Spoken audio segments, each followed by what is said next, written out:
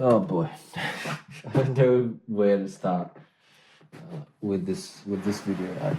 I really don't know. um, uh, oh dear. Um,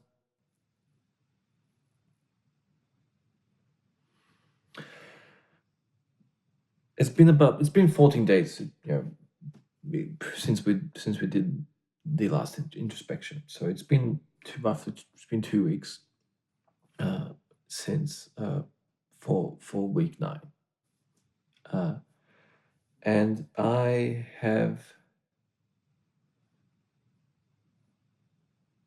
wouldn't say the most resistance, but I've ever had, but I would say the most resistance I've had so far sharing the process for this project with you. It's the point where I've been filming for the past 20 minutes and then my alarm decided to go off and then I had to start the recording again. Because you lose your train of thought and then the editing just gets even worse when you have multiple cuts through. And I try to do this all as one sort of just take, very minimal editing if it's possible.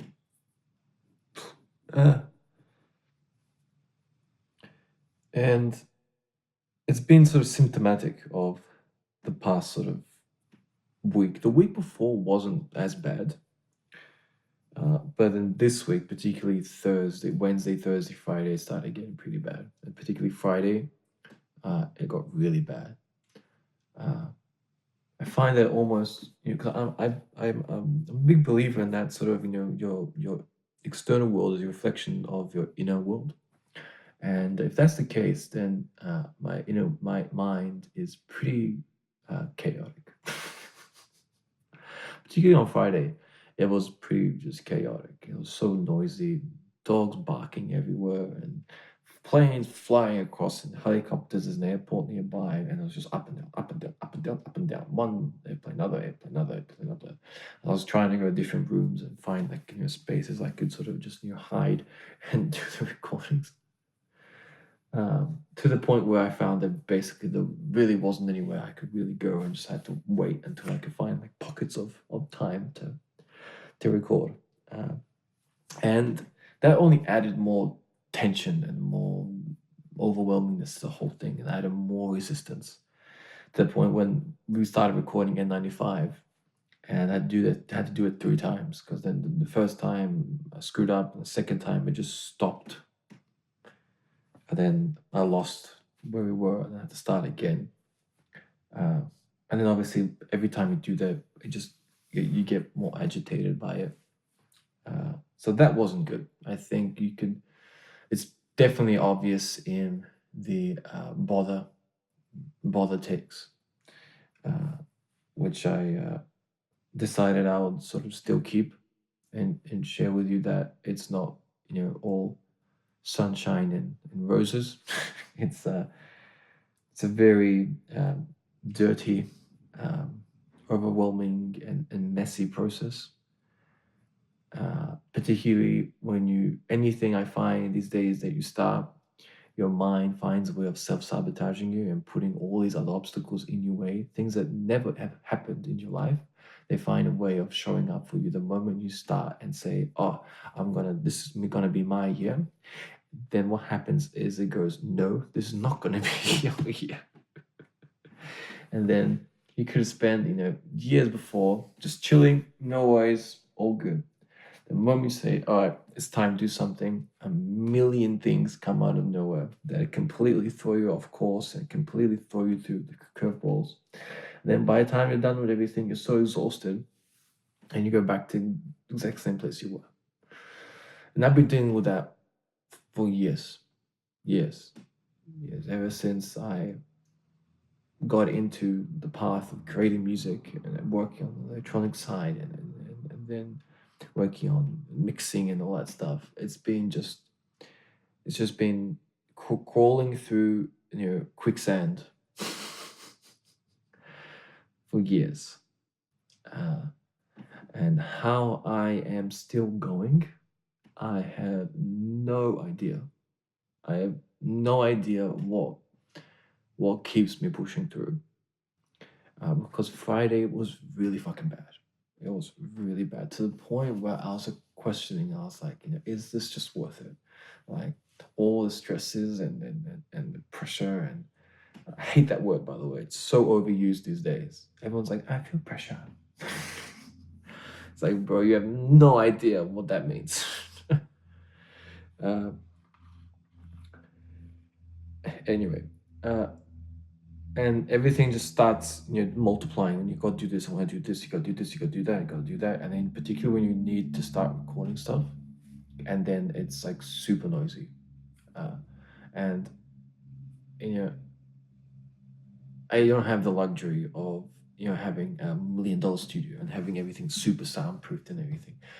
uh, to have a fully soundproof room is very difficult, particularly when you're working in sort of your home. And it's getting more and more difficult, particularly in the suburbs, particularly after COVID, when people are working more from home or not working from home. And then also people have introduced a lot more dogs. And so there's a lot more barking and all that stuff. And when you're trying to record or trying to, do that kind of stuff, it can get very, very difficult.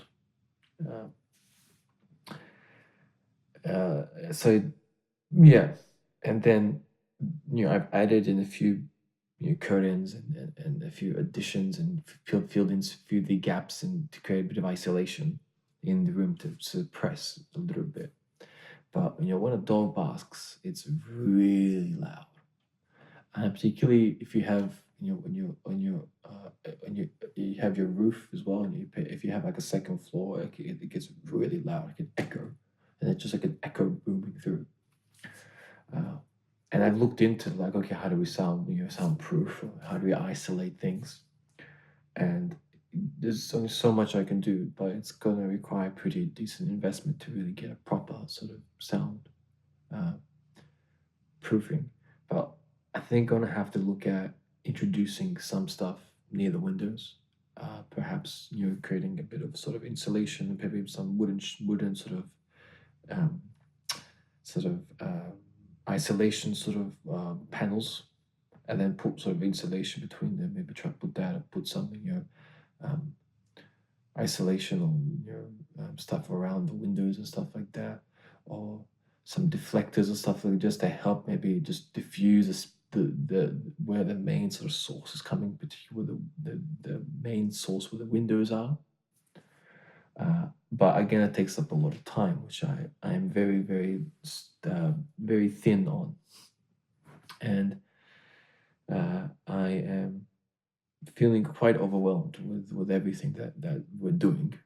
That it's very difficult to even start thinking about. Okay, you need to start do this, you need to do that. So I'm not sure if I'm really even going to be able to do that at some point. I think this is going to be a bit of a battle of just switching places and just doing bit by bit slowly, because um, you know I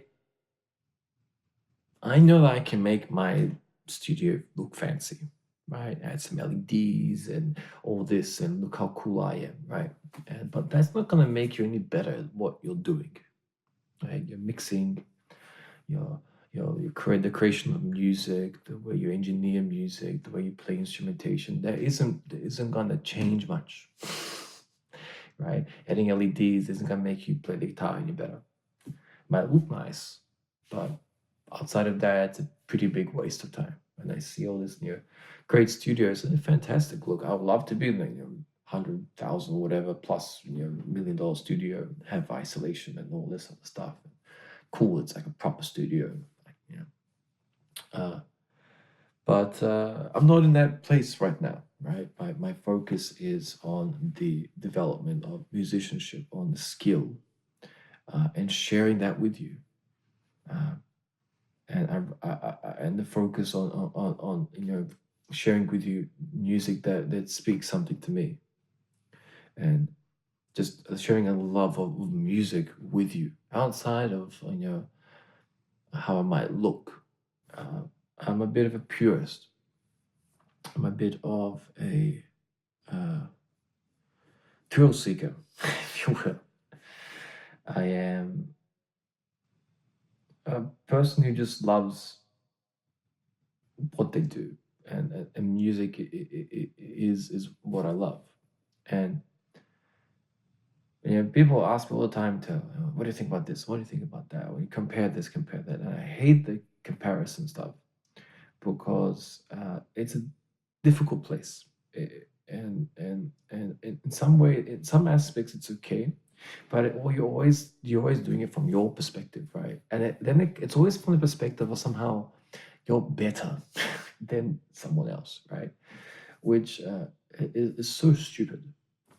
Uh, it's one thing to share a particular point of view, perspective on things, right?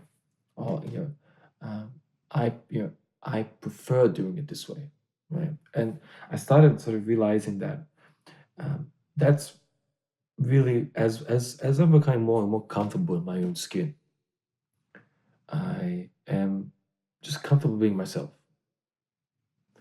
and I've found that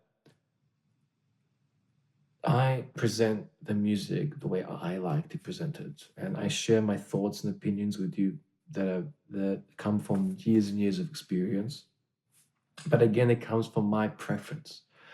And now that might not be your preference. You might prefer it this way, and that's great. I think that if I can just share with you my perspective on things, the way I approach mixing, and the way I share a live mashup, or the way I play guitar, the way this process is going for me, then I hope that you can take something out of that that can perhaps complement what you're doing or create a different perspective for you, a different way of thinking about things. Uh, just the same way I've learned so much from the community, through uh, you know people sharing their love and their passion for music. I wouldn't be here without them. If I didn't, if they didn't have weeks and months and years of resources available to understand DJing, to understand the creation of music, mixing, engineering, recording, uh, I wouldn't be where I am. Because there's so many great resources, like how to record drums, like 3 hour plus video on how to record drums by like one of the best drumming engineers and recorders you could possibly find like on the planet. Like, I mean, it's incredible the resources that we have now. uh yeah, and I just think it's great to, okay, cool, I've developed this sort of, you know some knowledge in the area that I feel that it would be cool to share a light on, share a different perspective on. I feel that, the way I like to approach mixing and stuff like that has some value to someone out there that might want to try some different things out. Because I approach it from a musician's perspective. I don't consider myself a DJ, uh, and I wouldn't say that that's a bad thing. Uh, in some ways, it has become a bit of a dirty word, but I think that we need DJs, we need entertainers, we need DJs who are entertainers, uh, because it's fun, right? You go to a club and stuff like that, and it has some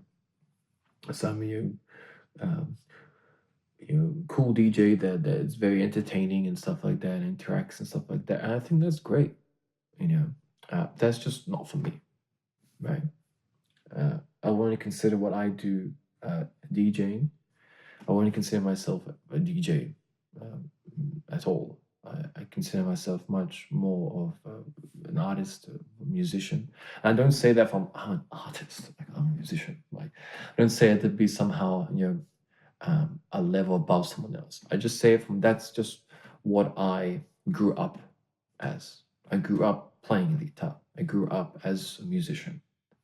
My perspective on things just comes from musician's perspective. The way I mix, the way I do mashups, the way I blend things comes much more from that perspective than anything else.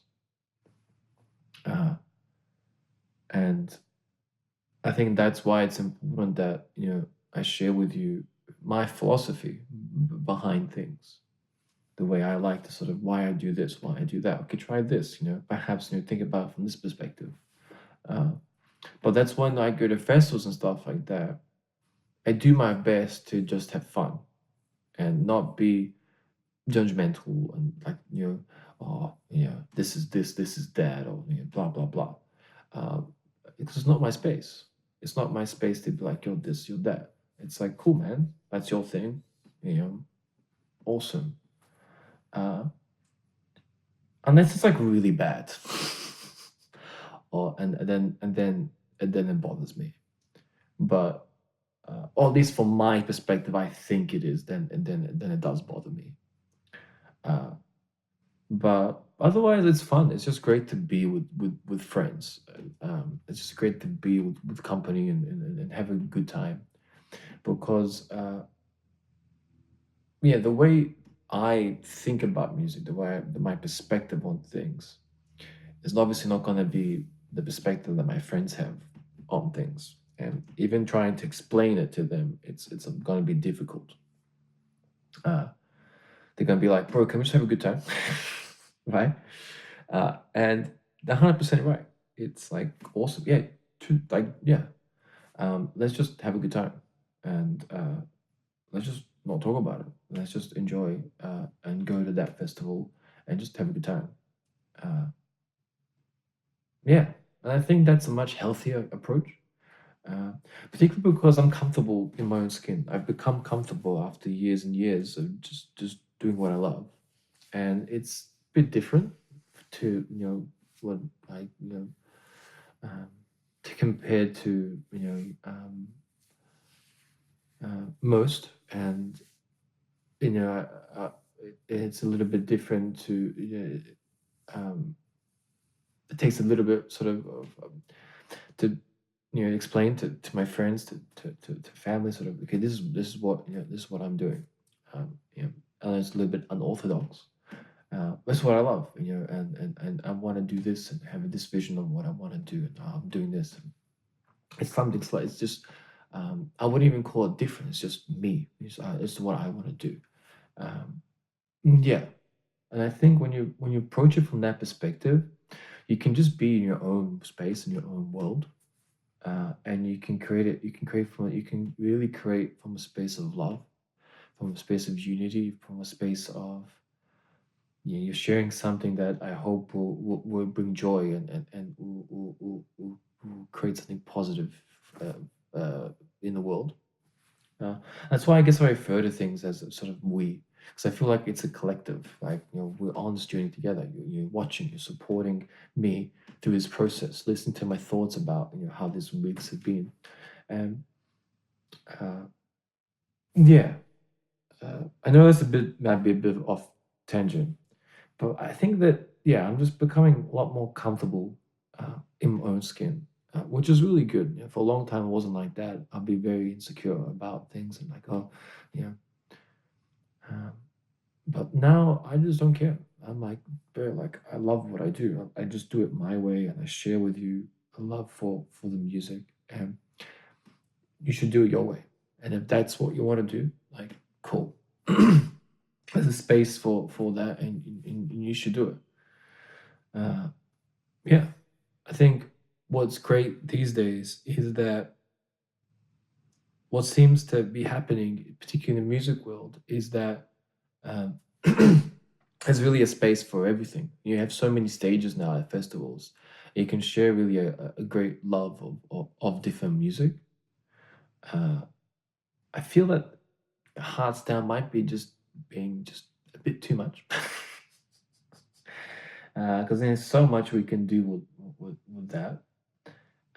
So yeah, maybe a little more variety on the other stages, but particularly on the main stage, is quite a heavy push on hard style, which is interesting because hard style's been around for like ages. Nothing like particularly new, um, and I would say it's already being commercialized in some areas. French core, metalcore, and that kind of stuff has been around for quite a while. Like French core has been around for quite some time. Uh, and like characters like artists um, uh, I call it a character because he wears a mask, the anger fist, and he has it's pretty cool. Like he has that character with him, that space, uh, and he's been rocking it out for years now. But I think it's sort of reached maybe a sort of commercialization maybe of it, um, that people people like. But it's interesting because it's not a new thing. It's been around for quite a while. I wouldn't say it's something like progressive house, for example. They just exploded because it's such a new thing, right?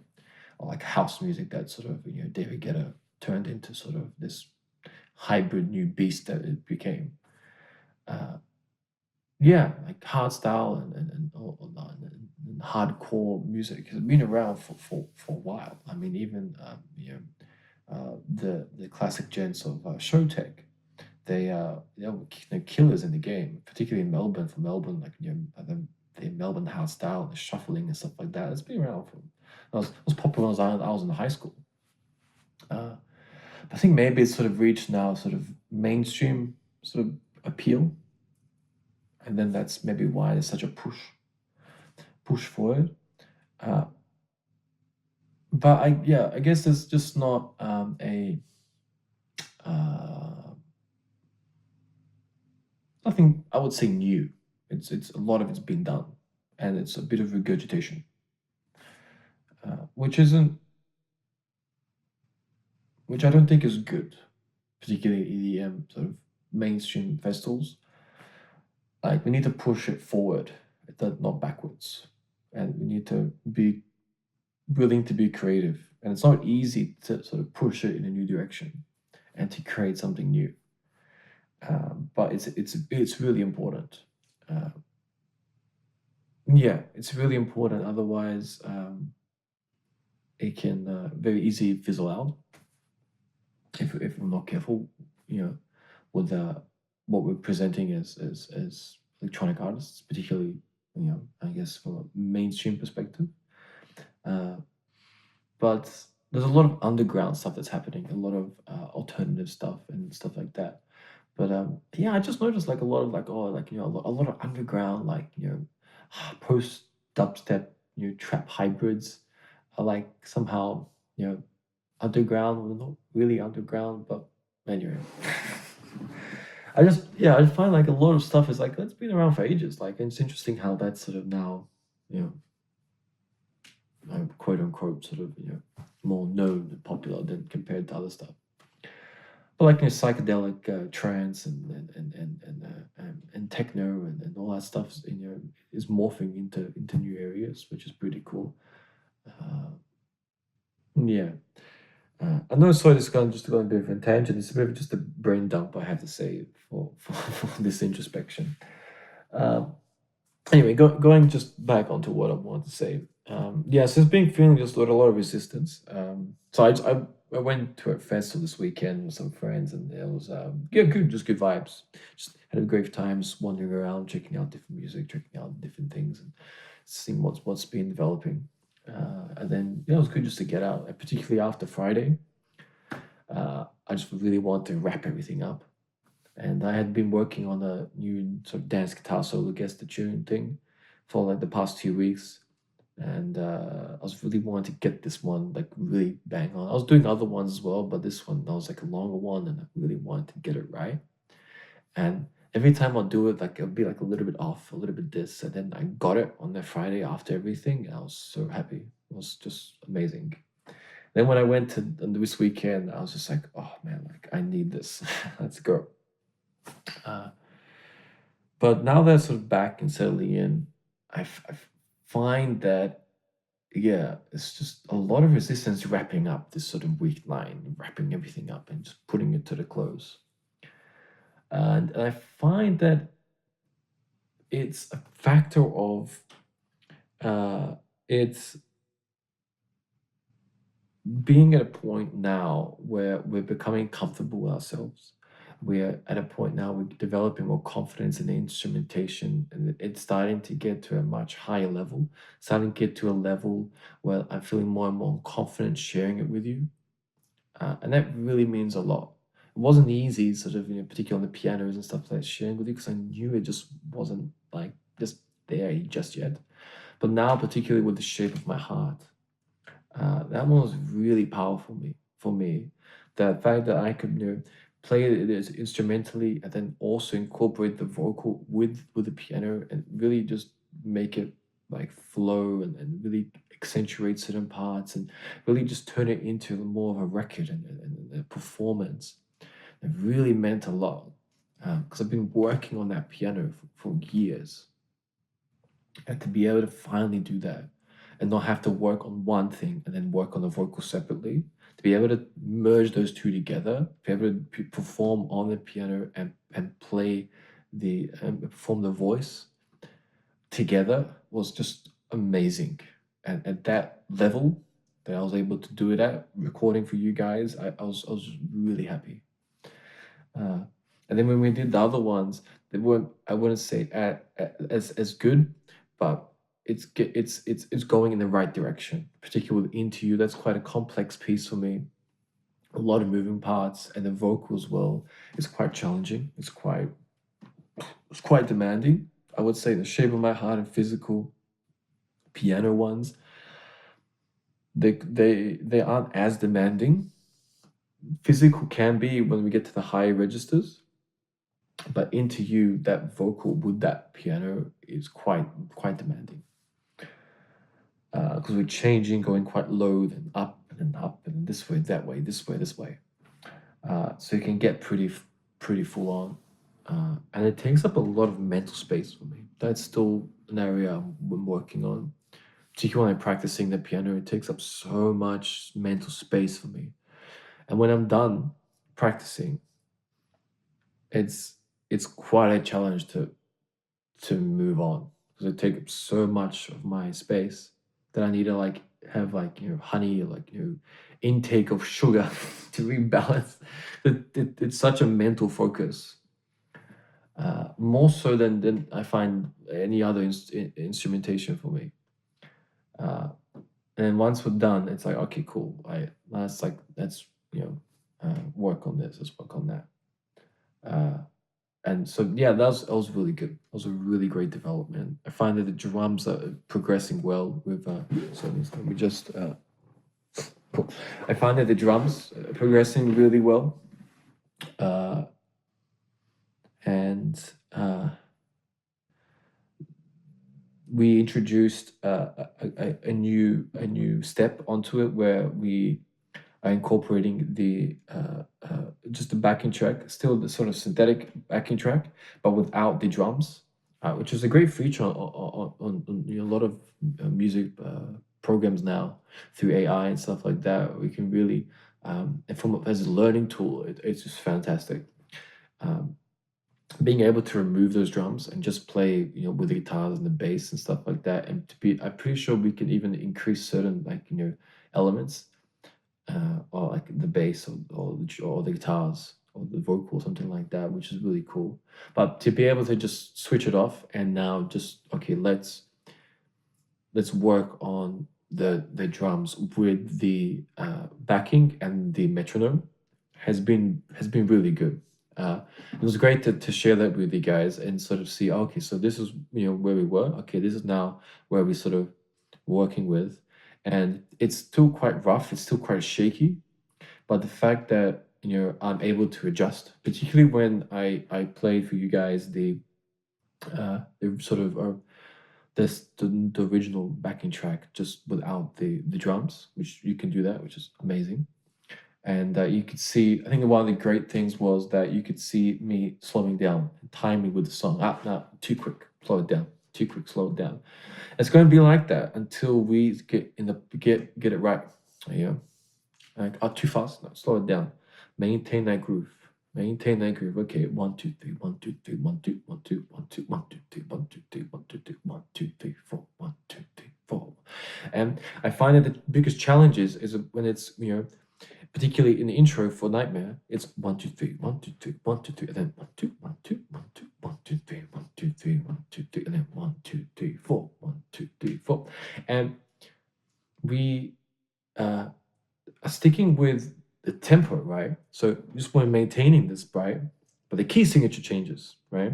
So even though you're maintaining the tempo, it feels like it's faster, but it's not. It's just 1 2 3 1 2 3 1 2 3 1 2 3 1 2 3 4 1 2 3 4 1 2 3 4 1 2 3 4 1 2 3 1 2 3 1 2 3 1 2 3 1 2 3 4 1 2 3 4 1 2 3 4, right? And it's just about getting used to that. You're like, oh, okay, yeah, yeah. Yes, it's parts fast, but then it's the tempo. 1 2 3 4.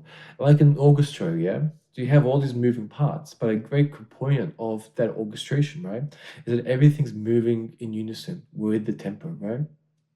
Big part of the conductor is that process, right? So 1 2 3 4 1 2 3 1 2 3, and this part's coming in, that part's coming in, and even though yes they know the pieces, right, but a big part of that whole thing is that everyone's working in unison with the conductor, right? And it's almost like a live metronome. We can interpret it as live metronome. Everyone's going in flow with his tempo, right? Even though technically the musicians are maintaining the tempo, right? Particularly, the violin, the percussion, depending if it's like a hybrid, right? You have the brass elements, right? But with the conductor there, it's like, okay, 1 2 3 and 1 2 3 4 and 1 2 3 4. Now you 3 4. It's not like 1 2 3. Okay, now you. The conductor's like, okay, rock and roll. It harmonizes everyone together, right? And it's like, okay, cool. This is our focus point. This is our metronome, right? If we're ever unsure, we just go, cool. That's our tempo, right? So that's just an element I am now working with the drums, and it's a great boost for me. It's a great development pushing into week 10 now. Moving on to the piano, like I mentioned, it's been really good in those improvements.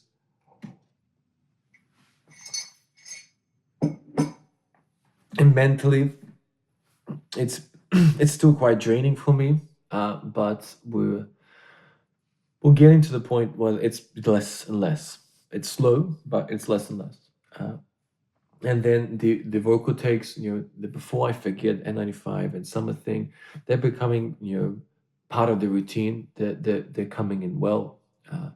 It's just now introducing the new ones, particularly the studio versions for Physical and Into You.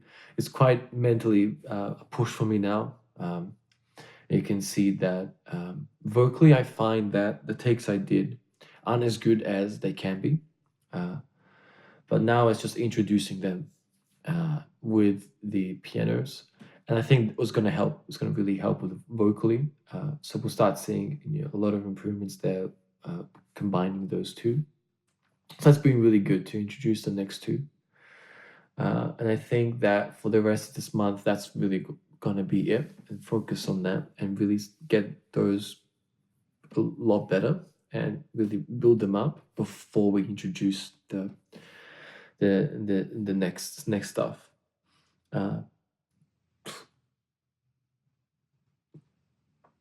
Yeah.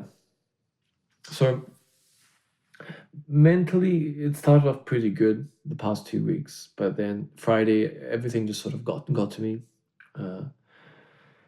and there's just been a lot of resistance to it all. And I think a big part of that has been this element that I've been talking about, that it's sort of like, okay, now you're getting comfortable in your own skin, and you don't have to worry as much that you can't do it. A big part of it has been like that. I feel like, I just couldn't do it, like not at the level that I wanted it to. I wouldn't be able to get the drums, the piano, the guitars, the voice at the level that I wanted to. But now that we're approaching that, now that we're actually, in some cases, even going beyond during the week when I'm practicing of of where I thought I would be for some of them, it really means a lot. Particularly like before I forget that now I can work on the growls and stuff like that. That the song's really developing in a good place. Those really mean a lot to me, and I'm glad that all the hard work and dedication is starting to see fruit. It's starting to be vivid, starting to show. Um, and it's that sort of mental space that we need to sort of now get out of. And I feel like a big part of me is trying to hold on to that space, that worry, that sort of uncertainty, the anxiety, the fear, the unsettlingness that it's just overwhelming, this vision that you have. But now that we're fighting it, we're pushing through, and we're developing great improvements. My mind's freaking out, and it's and particularly moving from week 8 into week 9, and the big jump I find that we had, uh, you know, and I found that through what was a bit counterintuitive, for me, that okay, okay, let's go in the morning straight away, go exercise, go for a walk, get out, just get out, and it's been really mentally refreshing. Just okay, whew. And I found that when I can't come back, like we've improved just a little bit better because my mind sort of like processed everything the day before that we did. So just doing that has helped a lot. Just getting out, okay, cool. Like um, exercising, staying healthy, drinking water, eating better. Um, making sure we get just a little bit extra sleep. If we need to sleep in a little bit, okay, no worries. Like the impact the voice has on if when you're not sleeping well, like the less sleep you get, the worse the voice is. It's wild, and that's something I've just never I've had to deal with at all. Um, I just never really noticed it when I was playing guitar or creating music or mixing stuff like that. I would just sort of push through, and it wasn't that obvious, but maybe a little bit. But with the voice, with instrumentation that I'm not as as experienced in, that I'm still working on, it's very noticeable.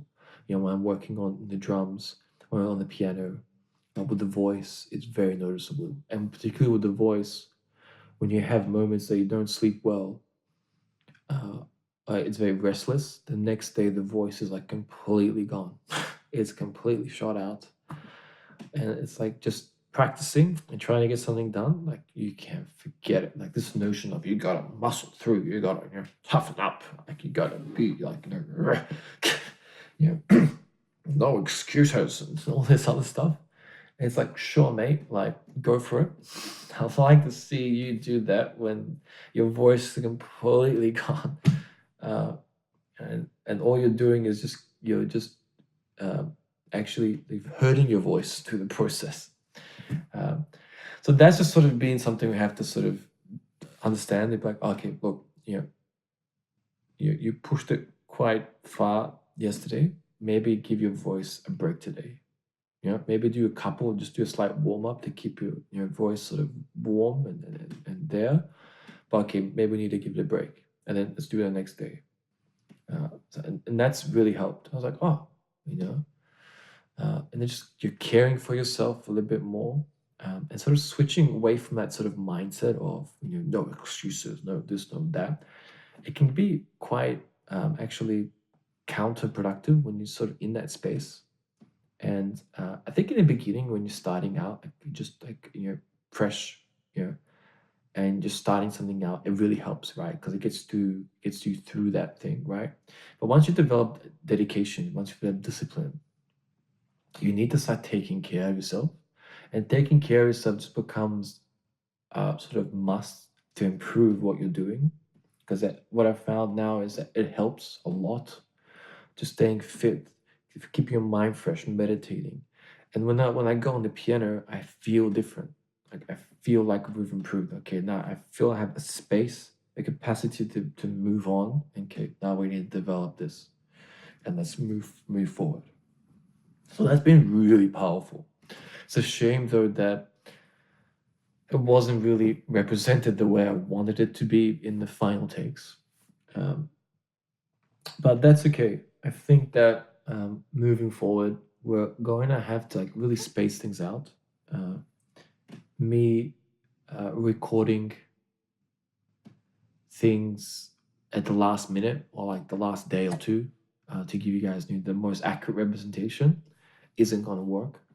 I think that you know, throughout the week, when I find that it's the best take that I'm going to be doing, I think that's going to be a good point when I feel like the freshest for that take and I feel that we're practicing that take well and it feels good. I think that's when we can just open the camera, click record, and share that with you and just have to space it out, maybe over 10 days or something like that, just so we can get a good amount of build up and development. And there's a lot we can share about that process and development over, say 10 days. So I think that's just going to be how we have to sort of push forward and just spread things out slightly, uh, and then increase the quality and make sure that okay, I'm pacing myself and finding the right moments.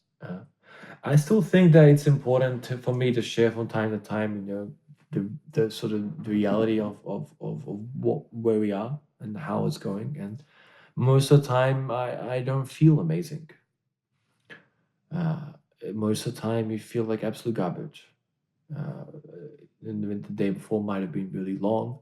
You get up the next day, you might have a headache, you might just be feeling well, and you just have to find a way to push through. And a lot of the time, I just try my best not to record those days. But now it's the point where we don't really have an option. We just have to record it. Like I knew that I was gonna go be away for the weekend, and I needed some time off, and I knew that I had to get done. It just had to get done. I couldn't have it tailing on and ruin the rest of the weekend, because I needed a break. And in those cases, it just is what it is. It just has to get done. Um, and yeah, but I mean, that's just the reality. And we all have things, we all have things we're trying to improve, and the situation might not be perfect, might not be ideal. But we just need to find a way. And if there's one thing I'm able to share with you in those final 3 or 4 videos, was my dedication, my willingness to just win and just do it. Like rather than just start making up an excuse about it, I guess. But I, yeah, I think I'm sort of biting my own tongue, right? Uh, there is obviously an element of insanity. There's an element of just stubbornness, and it can be counterproductive. But I think it's a balance, right? So yes, the no excuses works and it helps, but when you suddenly get to a certain level, it's counterproductive, right? Because it's not the best take, right? We did it, and we pushed through, and we got it done. We won, like we won that day. But it's not the most accurate representation, right, of the recordings, right? Moving into week 10, you're gonna see a much bigger transparency recordings. Uh, but I think, yeah, like I said, what's key is I wanted to show you sort of, how it is that, the voice is unstable. It's some days good, some days bad. It's like all over the place. And then try and do that. You might not feel well. It might be this, might be that. And just sort of juggling, you know. Uh, yeah. But I find that we're in a place now where it's not like the aspect of you can't do this. Like it's not an aspect that you can't sing, right? Which is a really big, hard thing for me to sort of get over. I really wanted to develop singing, the voice and everything. It took me a long time, to develop. And now at that point, I'm like, oh, like, you can actually sing, right? And now you need to take care of that voice. And okay, what can we do to make it better, make it more stable? Okay, let's rehearse, and yeah, and I think that's really good because when we're moving now into physical, into the studio versions, they're not as strong as a lot of other ones. And it's not that I can't sing them, it's that we haven't practiced them enough. They're not at the level they need to be. My voice isn't powerful enough yet. It's still quite young. It's not powerful enough to really belt out the ballad sort of style that I want, right? Almost like that sort of Freddie Mercury sort of, whoa, right? Oh, whoa, right? It's still quite thin, right? Today I only slept about 5 hours. What happens when you get back after the after party at 4 a.m.? It was a good night though. It was good. It was good. Get a lot of that, out of you. But that belting, right? So oh, right, oh, right. And the big factor in that is maintaining that voice, right? When I listen to Freddie Mercury, what I hear is that beautiful, powerful voice, right? It's so round and so heavy, but so bloody precise on the note. And that's what I want to build up to, right? And work towards that. Like, okay, this is what we need to do. We need to develop and round out that voice. And he's a big inspiration for me. And I think that's what, for those two songs, that's sort of what we're pushing towards. So we need to develop that ability to, not let the song overtake us, and really be in a position where we are in control of the song. And let's get physical, lights out, follow the noise, baby, keep on dancing like you ain't got a choice. Come on, right? And that's just going to be a process. Particularly also similar with the growls before I forget. It's like they're there, but we need to go lower. We need to really develop the loudness, the volume from them. And that's just, as we progress, that's going to be what we need to keep working on. So yeah, in some areas I find my voice really shines, particularly if it's like a cleaner style or more of piano type thing, or perhaps a simpler song, right? There's so many factors. The particular tone, a particular key of it registers a lot better, right? Obviously male song versus a female artist, or a soprano versus a tenor, for example. And those are just things you have to sort of bear in mind, right? So I think that we'll start sort of looking at that. And I think the key for me is I went through that process playing guitar. I went through that process, creating music, engineering, and DJing. It's nothing new to me, developing that and going through it. But now it's just, I guess, it's a full view. And I've never done anything of this scale of instrumentation and the multitude of different songs and stuff like that. And it's one thing to do one song, but when you're adding multiple different songs, you're doing three this, you're doing this, you're doing that. It's not just one. It's you're becoming a professional musician. You're becoming an artist. You're becoming comfortable and secure in the instrumentation. You're becoming a musician, a multi-instrumentalist. You're becoming comfortable in your own skin, developing those instrumentations. Yeah, I just wish there wasn't as much resistance. And I think that big factor has been that stuff. Even talking with you now, I feel a lot of tension, a lot of angst about sharing it with you. But I think it's important, right?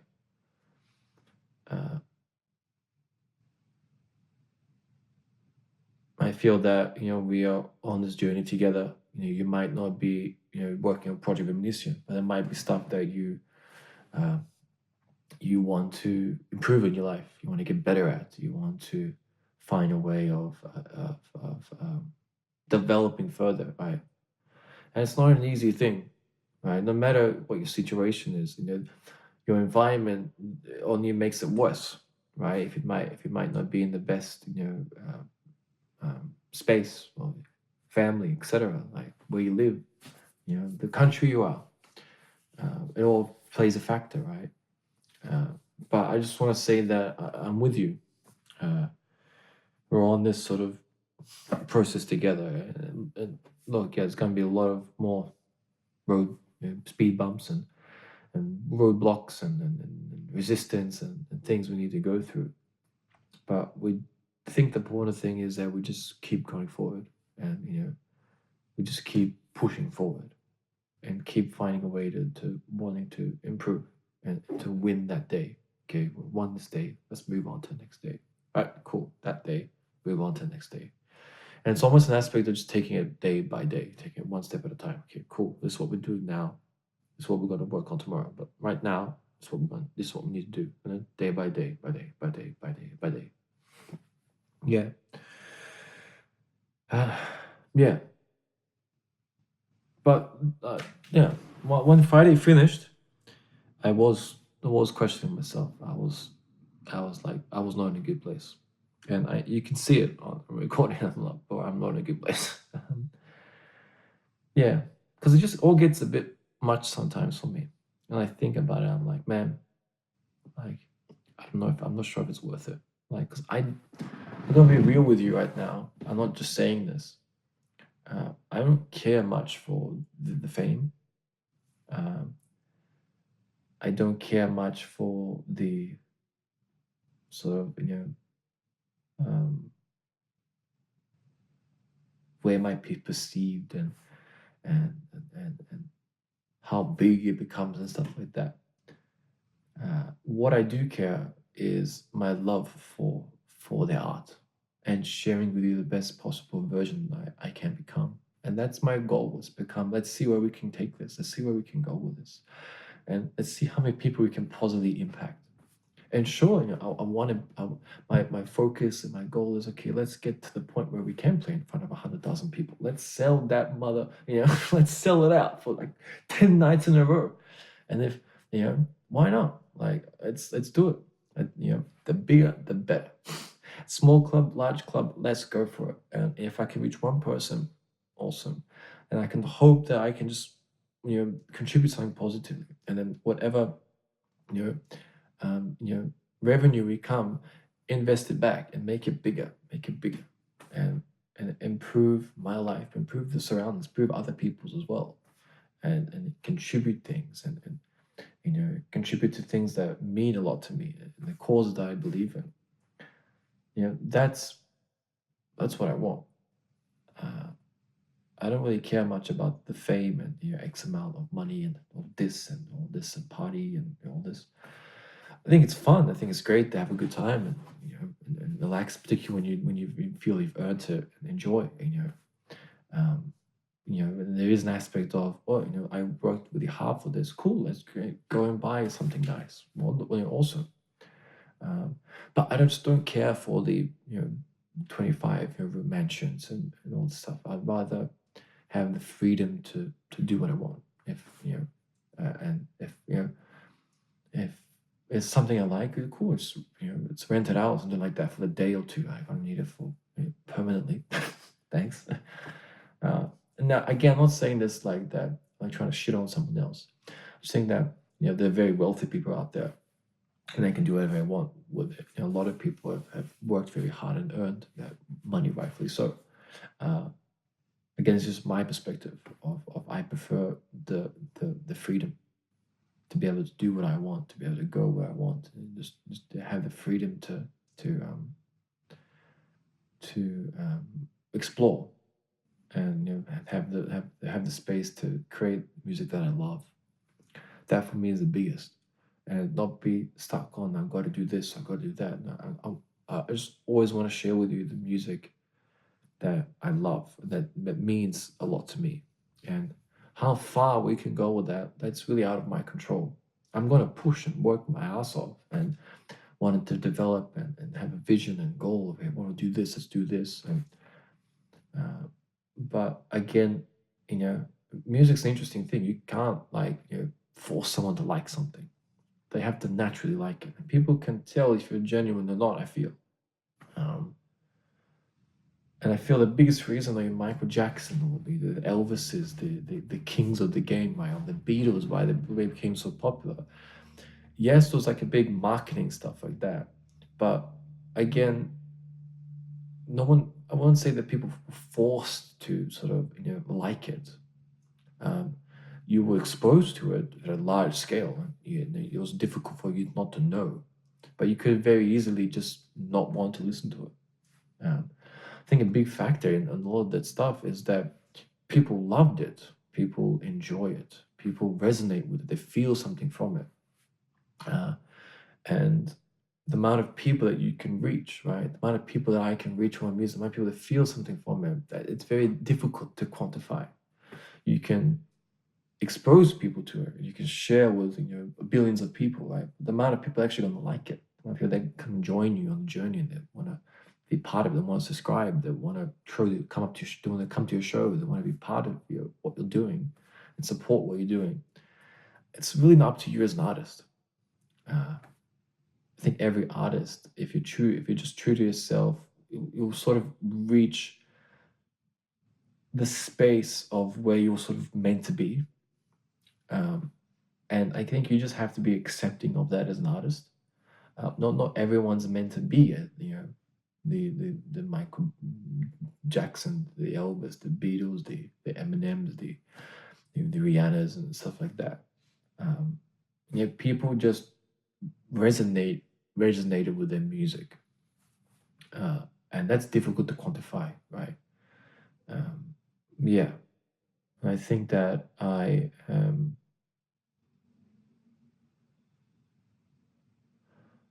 okay with that, even though it's scary.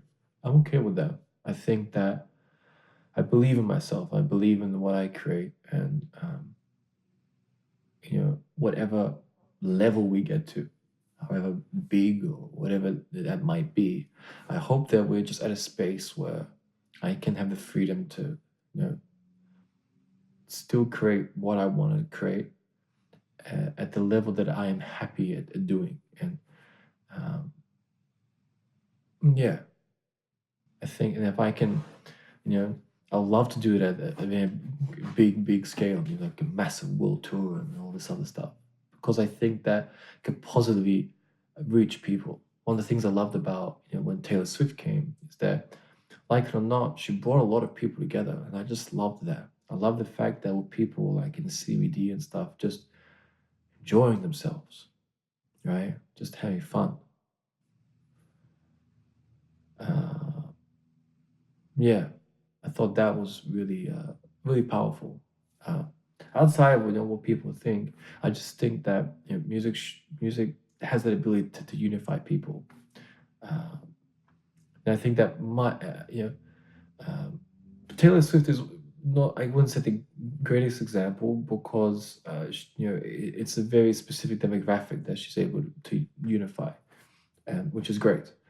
Um, but I think with Michael Jackson, he was able to really unify a broad range of people all together, which I think is pretty unique in itself.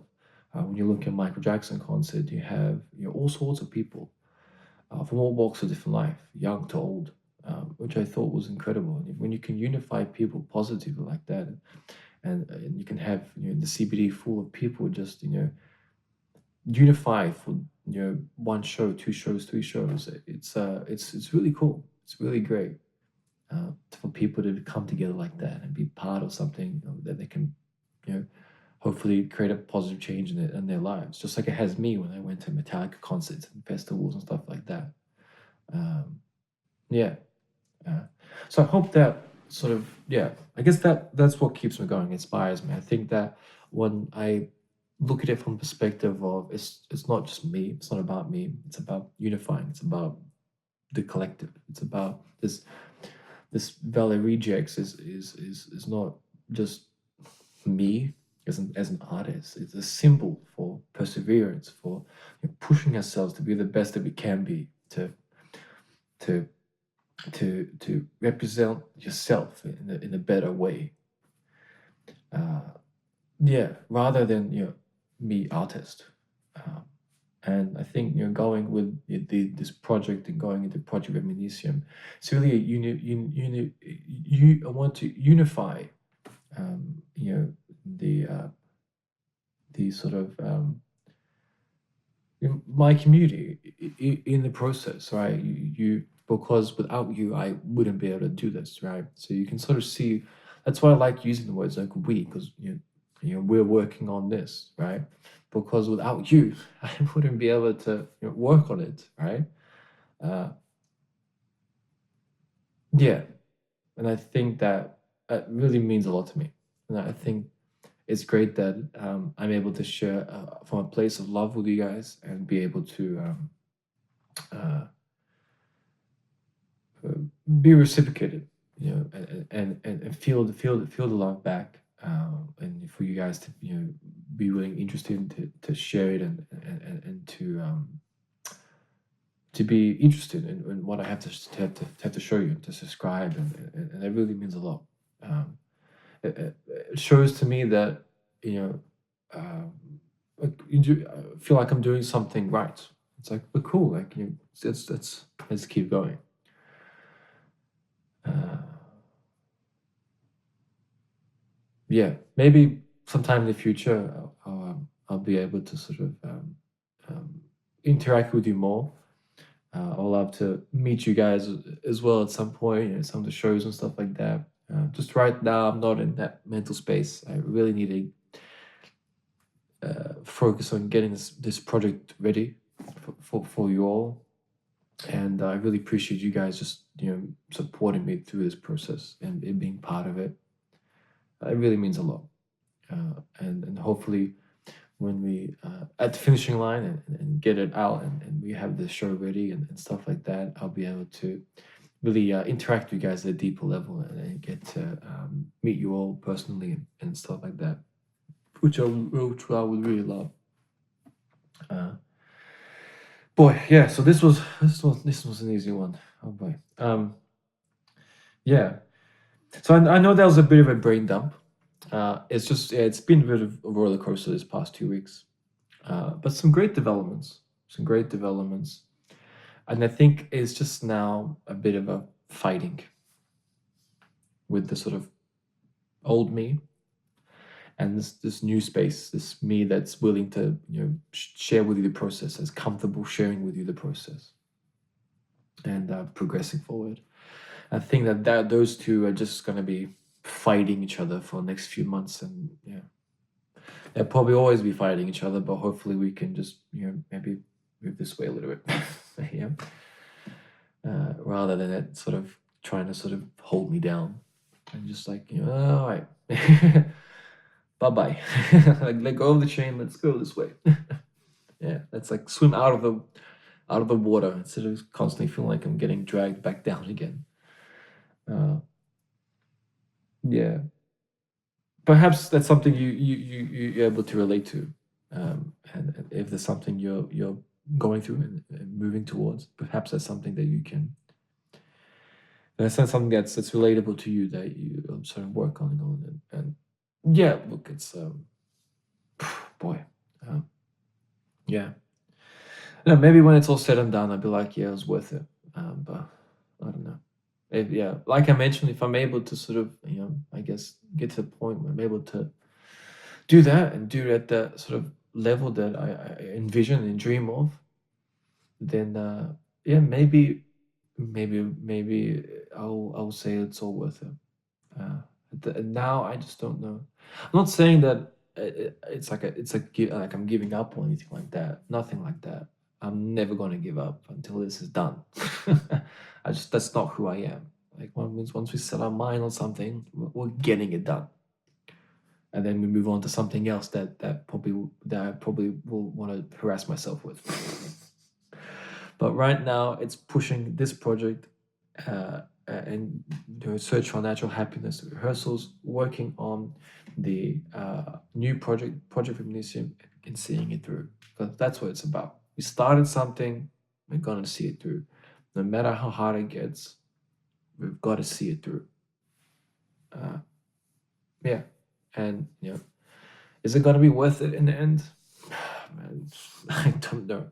We could be looking at this video in 2, 3, 5 years time and laugh our asses off about it, or it could very easily go the other way. I just don't know. It's a bit of a gamble. It's a bit of luck. It's a bit of whatever my destiny is, whatever my journey in life is. I don't know. But what I do know is what I can control right now, and that is putting myself to work, getting it done, having the discipline, seeing it through, and sharing it with you. And yeah, and do my best to present itself and market it well to reach people, for people to see it. And then it's up to you to judge it and to see if you resonate something with, if what I'm able to share with you, what I feel, and my what I feel inside me and my soul, if that resonates with you, yeah, amazing. Uh, yeah, I guess that's all I could ever ask for, is that if it, if that music to resonate with you. Uh, yeah, I really wish that I don't ever change that. I always just stay true to myself, and yeah, I feel like I want to create music, no matter how difficult it is, that resonates for me. That's not just a sort of marketing tool. I always, whatever it is, I want it to resonate. Yeah, I want it to be because I love it, and um, I'm glad to say that what everything that I have on YouTube I share with you is really representation of that. It's a great love of the music, and it's a great love that I have for what I want to share with you. Um, yeah, and yeah, just I guess no matter how difficult it gets, I'm gonna do my best to stay as true as I possibly can to myself and share that music with you. And whatever level we can get to by sharing my true self and the music that I love to create and stuff like that. But yeah, that's I guess all I can ever ask for. Um, yeah. Uh, what else? Yeah, if you're sticking with me and you've been watching so far and you're still with me, thanks. It's just a bit of a brain dump for me. Just wanted to sort of just sit down, have a chat, and have a conversation with you. Um, I share some thoughts with you and some things that I've been thinking about as well. Uh, but yeah, the search for natural happiness. I'll just end on that, and we can wrap it up. It's been going well. This week, my goal is to do at least 2 or 3 rehearsals. We need to start amping it up, and then start prepping the show and getting the tickets ready for that. This first one's gonna be like for family and friends and close friends, and we're gonna record it and stuff like that, and hopefully be able to create something special for you all. And then we'll see if we build it up or we just put 100% focus onto Project Viminacium. I'm not sure yet. We'll just sort of have to see how we go. But I really want to record this one and share with you and share the mix with you, and then see, do we put 100% attention onto Project Viminacium, or do we want to do something else along with it? Uh, we'll see. But right now, that's sort of the focus, and let's get that done and share that mix with you. Uh, before and then I can start working on the mix for Project Viminacium and start sharing you the rehearsal takes for Project Viminacium, because that's something we are not doing just yet. So I'm sharing with you Search for Natural Happiness, but then at a point down the line, we'll start exploring the mix for Project Viminacium. Yeah. Uh, yeah. Okay. Cool. Thank you so much for joining. I think I got uh, most of it out for this week. So overall, like I mentioned in drums, it's been a relatively sort of positive 14 days, ups and downs and stuff like that. But overall, it's been positive. I'm optimistic. I'm an optimistic person, as you can probably tell. uh, and trying to find the positives in all of it. And look, considering where we were in week 8, now pushing into week 9, we've got some good developments. Hopefully now week 10, I'll be able to find some much more accurate representations of where we're at, particularly for you know,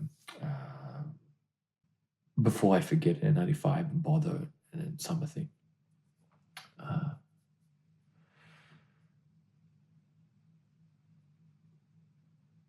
I won't say anything else. No, that's it. Please enjoy the practice takes that I'm sharing with you. I'm about to share with you coming into this week, and I'll just buckle down and keep my head down and keep pushing. Looking forward to all the surprises that week 10 is gonna bring. Hopefully, we'll be able to just take better care of ourselves.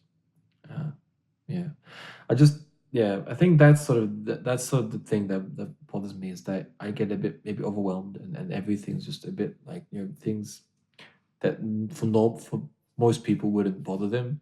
It amplifies on me because I can sort of hear everything. Your sort of ears turn into sort of Batman ears, like hypersensitive to every single noise and sound, and like you hear someone sneeze like 5 blocks away. Because your mind's so focused on listening to everything. I think that gets a bit overwhelming, particularly when you want to sleep, and and you're doing it over and over again. It can get a bit just like your head sort of just wants to explode. But I'm finding that going out, that's really important. Like doing that's really important, and it's important to be social and have a social life, and this there is something else than just work. And it's important, and we'll see it through, and I'm confident and push it through to achieve what we want to achieve. But at the same time, it's like, okay, cool. Like you need to also have some fun experiences with friends, and that stuff's important as well. Because if you don't do it now, when are you gonna do it? When you're 60? Like, a music festival isn't the same vibe when you're 60. I mean, you can probably still have fun, but I mean, when you're relatively still young and you can enjoy it and stuff, you should take advantage of it. And have fun with it. Yeah, because you remember those moments, right? When it's all said and done. I mean, I guess you hope you can remember some of those moments you spent with close friends, and you can have a good laugh about it and share some stories and develop connections and closer bonds with your friends. Yeah, I think that's really important. Yeah, and just experiencing new things as well. I mean, there's so much stuff to see and do. I mean, it's worth it to find the time to get out. Even though it can be difficult after when you really sort of feeling overwhelmed and want to wrap everything up, but then sort of like when I walked up in the city on Saturday, I was like, whoa. Oh, okay, I chill. And your brain's like, what? Chill? What does that word mean? You didn't record this, you didn't record. What are we recording today? What are we practicing? Where's the piano? Where's the guitar? Anyway, all right. Good to end on a good positive note there. All right. Hopefully this is all being recorded. Hopefully when I turn around, it hasn't just sort of stopped midway. I really hope that it's been recording. Miraculously it has. Yeah, thank you so much for doing. It's been quite therapeutic for me just sharing all this with you. If you're stuck with me to the very end, I'd just like to give you a big thank you, and it's really truly send my love out to you all for watching, for being part of this process with me, and for just loving what I share with you, and feeling like resonating with it. It really means a lot. I'll just keep pushing forward, keep putting in the work, and continue sharing what I love with you. All right. All right. Wish me luck. I wish you all very best of luck moving into this week and stuff like that. And here we go. All right. Let's send this sort of week 9 off, and let's push into week 10. All right. Let's see how far we can sort of push with this and how far we can sort of progress. I'm looking forward to it, and I'm weird sort of sadistic way. Oh, all right. Oh boy, what have you got yourself into, man? What have you got yourself into? Okay, all right, that's enough. All right, I'll catch you all in the new introspection, and yeah, without further ado, all right, I'm sending it off. We're done with week 9. Let's move into week 10. All right, all right. Let's do this. All right.